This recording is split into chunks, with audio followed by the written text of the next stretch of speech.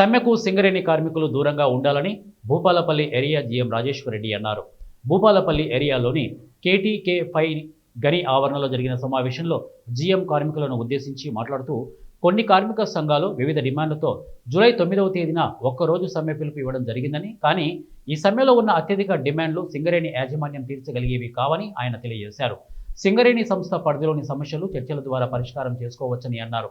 కార్మికులు ఒక్కరోజు సమ్మె చేస్తే 1,84,00,000 రూపాయలు భూపాలపల్లి ఉద్యోగుల జీతం రూపంలో నష్టపోతారని, ఇక భూపాలపల్లి ఏరియాకి ఉత్పత్తికి నష్టం వస్తుందని ఆయన తెలిపారు.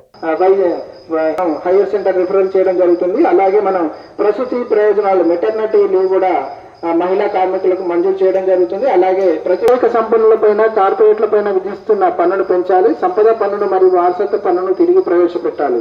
18 భావ ప్రకటన స్వేచ్ఛ, అసమ్మతి హక్కు, మత స్వేచ్ఛ, విభిన్న సంస్కృతులు, భాష ఒకటిగాని మన సంస్థ పరిధిలో లేవు. మరియు వీటిపై సమగ్రంగా వివరించడానికి మన జనరల్ మేనేజర్ గారు ఇచ్చేశారు. వారికి ప్రాఫిట్స్ కానీ లాస్ట్ టైం కూడా అధిక ప్రాఫిట్లు గవర్నమెంట్ చేయడం జరిగింది. సో కాబట్టి మనం ఆల్రెడీ ఒకరోజు సమ్మె చేస్తే ఉత్పత్తి పరంగా 76 కోట్లు మనం నష్టపోతాం. ఆల్రెడీ మీరు చూస్తూనే ఉన్నారు. అలాగే కంపెనీ నష్టపోవడమే కాకుండా మీరు కూడా సింగరేణి వ్యాప్తంగా దాదాపు 13 కోట్లు